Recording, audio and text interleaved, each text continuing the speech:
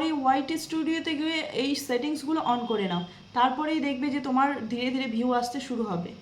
তো নতুন একটা চ্যানেল খুলেছো, দিনের পর দিন ভিডিও আপলোড দিয়ে যাচ্ছ, কিন্তু ভিডিওতে 6-7টা করে ভিউ আসছে আর থেমে যাচ্ছে, বা কোনো ভিডিওতে ভিউজ ভালো এসেছে এবং তারপরের ভিডিওগুলোতে 6-7টা করে ভিউজ এসে সেখানেই ভিডিওটা ফ্রিজ হয়ে যাচ্ছে, এরপরে আর সেই ভিউগুলো ইনক্রিজ হচ্ছে না। তো সেক্ষেত্রে ওয়াইটি স্টুডিও সঠিক ব্যবহার করে কিভাবে তোমরা ভিডিওটা বুস্ট করবে বা কিভাবে তোমরা ভিডিওটাতে আরও বেশি করে ভিউজ আনবে, সেই বিষয়ে আজকে তোমাদের লাইভ করে আমি দেখাবো।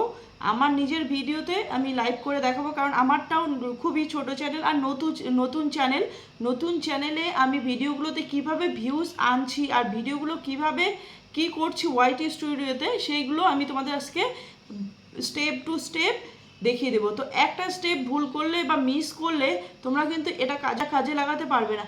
তো এর জন্য তোমাদের কি করতে হবে, সম্পূর্ণ ভিডিওটা স্কিপ না করে দেখতে হবে, যে স্টেপ টু স্টেপ ফলো করতে হবে। তা বলে আমি আজকে ভিডিওটা শেয়ার করছি। তো এবার আমি আমার স্ক্রিনটা শেয়ার করব, তোমরা দেখতে থাকো। তো স্ক্রিনের মাধ্যমে কি কি স্টেপগুলো আমি ফলো করছি, সেই স্টেপগুলো তোমরাও ফলো করো, দেখবে যে তোমাদের ভিডিওতে ভিউজ আসতে থাকবে 1 থেকে 2 ঘন্টা পর থেকে। সবার প্রথমে আমি আমার ওয়াইটি স্টুডিওটা খুলে নিচ্ছি।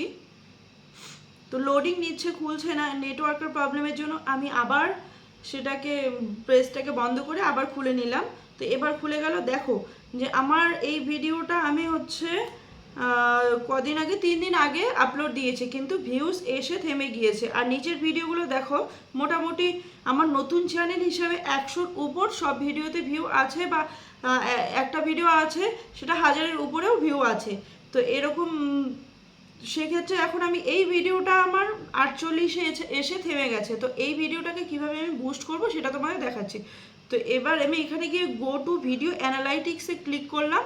এখানে দেখো ওভারভিউ, আমার এখানে এসে রাইট চিহ্ন আছে, গ্রিন একটা রাইট চিহ্ন আছে, তার মানে ভিডিওটা এখানে এসে এই ভিউয়ে এসে থেমে গেছে, এর বেশি ভিউ হবে না। কিন্তু আমি এই ভিডিওটাতে তোমাদের লাইভ ভিউ এনে দেখাবো। তো এরপরেই দেখো এইদিকে নিচে অডিয়েন্স রিটেনশনটা দেখো একদম নিচে কোথায় চলে গিয়েছে।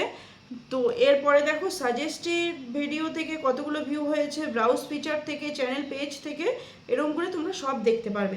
তো এর নিচে একটু নিচে গেলেই দেখতে পারবে যে ইউটিউব সার্চ টার্ম বলে একটা অপশন আছে, তো সেই অপশনটা।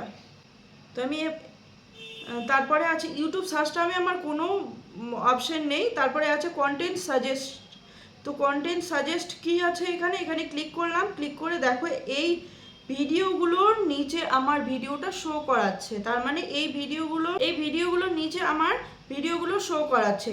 তো এটা আমি একটা স্ক্রিনশট নিয়ে নিলাম। স্ক্রিনশট নেওয়ার পর এবার আমি চলে যাব প্লে স্টোরে। এখানে লিখব copy text on screen.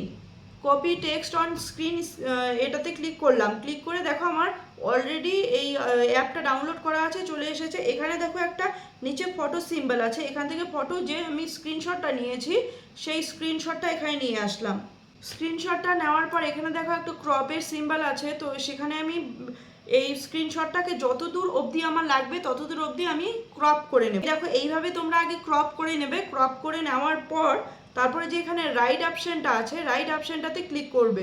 Click করার পর দেখো এখানে তোমাদের টেক্সটটা এসে যাবে, রাইট অপশনে ক্লিক করলে সম্পূর্ণ এটা এসে যাবে। তারপরে আমি এটাতে ক্লিক করে এখানে দেখো কপির যে একটা বক্স মতো সিম্বল আছে, সেই সিম্বলটাতে ক্লিক করে এটাকে সম্পূর্ণ তোমরা কপি করে নিলে। কপি করে নেওয়া হয়ে গেল। এবার আমি আবার চলে যাব ওয়াইটি স্টুডিওতে। তো ওয়াইটি স্টুডিওতে এসে আইকনটা আছে, পেন্সিল আইকনে ক্লিক করে আমি ভিডিওটা এডিট সেকশনে চলে গেলাম। তো এখানে যে ডেসক্রিপশন আছে, ডেসক্রিপশনটাতে ক্লিক করলাম। নিচে দেখো কতগুলো আমার কিওয়ার্ড দেওয়া আছে, তো আমি এই কিওয়ার্ডের জায়গায় একটু স্ল্যাশ দিয়ে জায়গাটা করে নিয়ে এখানে যে আমি কপি করে নিয়ে এসেছিলাম কিওয়ার্ডগুলো, সেই কিওয়ার্ডগুলো এখানে আমি পেস্ট করে দেবো এবার। তো দেখো এখানে আমি পেস্ট করে দিলাম, দেওয়া হয়ে গেল। এরপরে আমাদের আরেকটা কাজ করতে হবে ওয়াইটি স্টুডিওতে। তারপরে এটা ব্যাক করে আমি সেভ করে দিলাম, কারণ সেভ যদি না করি তাহলে আমার এই যে আমি পেস্ট করে দিলাম সেগুলো সব ডিলিট হয়ে যাবে। এর জন্য আমি আগে সেভ করে নিলাম, কারণ আমি আবার চলে যাব অ্যানালাইটিকে। এবার চ্যানেল অ্যানালাইটিকে গিয়ে এখানে কন্টেন্ট যে সেকশনটা আছে, কন্টেন্ট সেকশনে তোমরা সব কিছু দেখতে পারবে। এখানে আছে কি মুভমেন্টস ফর অডিয়েন্স রিটেনশন, মানে এই মুভমেন্টগুলো থেকে আমার অডিয়েন্স রিটেনশনটা আসছে।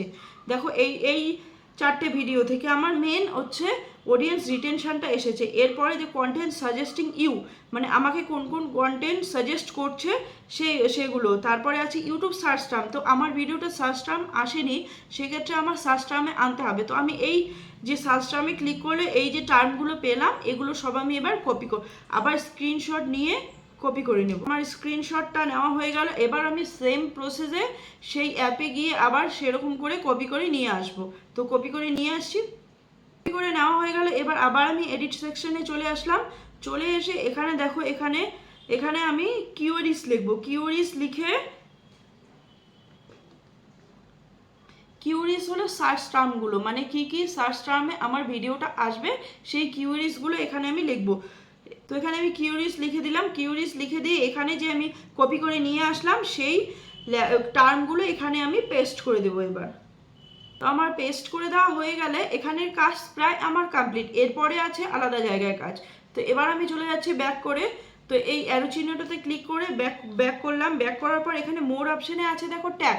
তো ট্যাগে এবার হচ্ছে ক্লিক করলাম। ক্লিক করে যে সার্চ টার্মগুলো আমি আমার ডেসক্রিপশনে বসিয়েছি সেই সার্চ টার্মগুলো এখানে বসাতে হবে। তো এখানে যদি সম্পূর্ণ আমরা কপি করে পেস্ট করি তাহলে কিন্তু হবে না, একটা একটা করে কপি করে পেস্ট করতে হবে বা তোমার লিখে লিখে এখানে বসাতে হবে। তো আমি এইভাবে দেখো একটা একটা করে কপি করে নিচ্ছি। এখান থেকে ডেসক্রিপশনে এসে আবার এই অ্যারো চিহ্নতে গিয়ে ব্যাক করছি, ব্যাক করে ট্যাগে এসে এখানে পেস্ট করে দিচ্ছি। তো এটা একটু টাইম লাগবে, এটা একটু লেন্দি প্রসেস। তো এইভাবে টাইম নিয়ে করলে কিন্তু তোমার ভিডিওটা বুস্ট হবে। কারণ হচ্ছে কোনো কিছু কিন্তু সহজেই হয় না, যে কোনো কিছু একটা কাজ করতে গেলে সেটাতে তোমার পরিশ্রমটা করতে হবে।